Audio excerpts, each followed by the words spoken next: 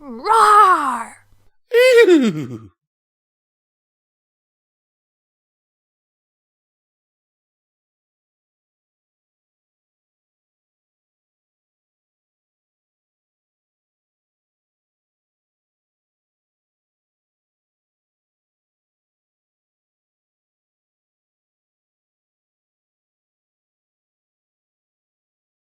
Defected Feelings by Not Enough Coffee. You laid in bed, full of ennui and sorrow. You did not want to get out of bed. You did not even want to shift positions. The energy required for such an act too much for you to muster in your sorry state. You had been growing more anxious as the days went by. The tension was building within you, and no matter how much you tried to let it all out, no matter how much you tried just to let your emotions run wild, nothing happened.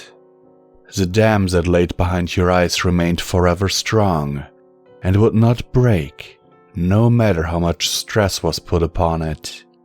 Some may call that a virtue. You called it an illness. It was like a cruel joke, full to the brim with tears, yet none will shed. You sigh, rubbing at your eyes. You just wished for it all to go away, and in a sense, you also felt guilty for your feelings. Your work was stressful, sure, but so were many others.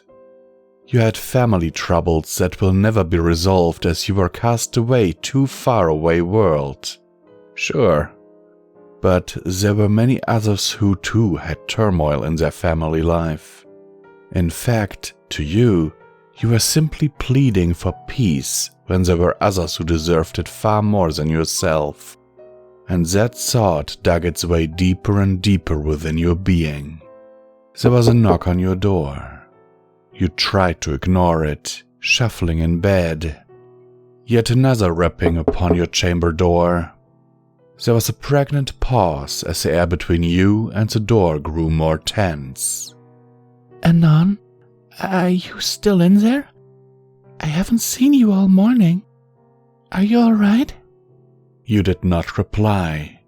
You simply let her words hang in the air.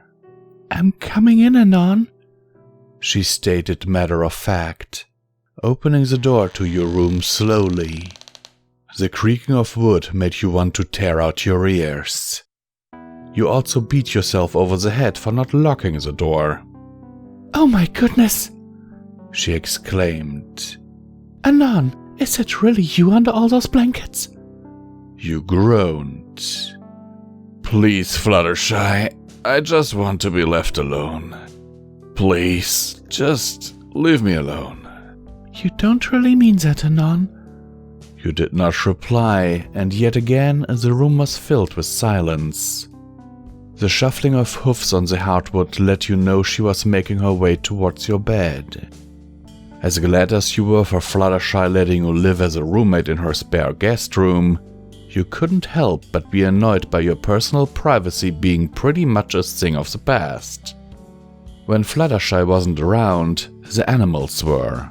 You loved animals, and you enjoyed being around Fluttershy, but with your turbulent mood swings, sometimes it worked against yourself. You felt a pair of hoofs atop your blanket fort, lifting them up to make you see eye to eye with Fluttershy. Anon. You couldn't look at her any longer and just tossed your head to the side. Please just go. I'll be okay alone. Your voice cracked on the last word, not helping your cause. No, you won't, she rebutted, not taking no for an answer. You felt your breath hitch within your throat as Fluttershy climbed into bed with you, pushing herself up against your side. A blush creeped its way across your features, and you dared not turn your head around to meet hers. I've seen how stressed you are, Anon. You can talk to me. Please don't be a stranger. She rubbed her head against the cracks of your neck. You breathed out a heavy sigh. I don't want to, Fluttershy. You couldn't find the words. It's okay. Take your time. You felt her pushing herself further into you, and you couldn't help but lean back from the affection. It felt so wrong. You did not deserve the pity. You were being selfish, always being a downer, and taking up your friend's time. We don't have to talk about it if you don't want to. We can just have a nice cup of tea, or you can help me with some gardening. Gardening always helps me when I'm feeling blue. There was a chip in the dam. I just want to be happy. You stuttered as another crack in your personal dam let out a few warm tears. Alone, you couldn't let them go, but with her with you, it just found its way out on its own accord. You had no control of it.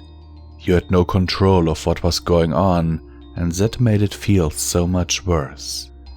You heard Fluttershy start to hum a soothing tone. At first it was slow, calm and light. Then, as it began to pick up a quicker tempo, so did the power she put into it. The dam broke, and you were freely sobbing into the blankets around you. You were embarrassed to do such a thing beside another creature. You hated being vulnerable. You hated feeling this way. But with each tear shed, you felt just that much better. It wasn't wrong, but your sobs helped wash away the tight grasp around your heart, removing its strangling hold. The humming from Fluttershy stopped as well, and she began to speak again. Anon, listen to me closely. The pain of the heart has no measure, and what you feel is very real to you. She clutched around your midsection tighter. And you're not alone in that. I have feelings I find unwelcome, and they used to control me. But through my friends and personal willingness to be happy with myself, I found it easier to be me. She sighed, the emotion evident in her voice. I know I must sound a little preachy, but it's honestly what I think, and it hurts me to see you feeling this way, Anon. It really does. She trailed off. Thanks. You simply replied back, reaching a hand around to clasp one of her hoofs. You mentioned tea? I'd like some tea, also some time out of the house. You couldn't see it as you were still turned away, but you knew she was smiling from ear to ear. I'm glad to see you are feeling just a teensy bit better. Sometimes you just have to cry and let it all out, no matter how hard it is. You turned around, finding yourself staring deeply into her cerulean eyes. She looked so full of life, and it was infectious. You once again rubbed at your eyes, feeling more embarrassment well within you. You removed the blankets from around the two of you and stretched your shoulder muscles before getting up out of bed. You then made your way to the door. Fluttershy was right behind you. You're too kind to me, Fluttershy.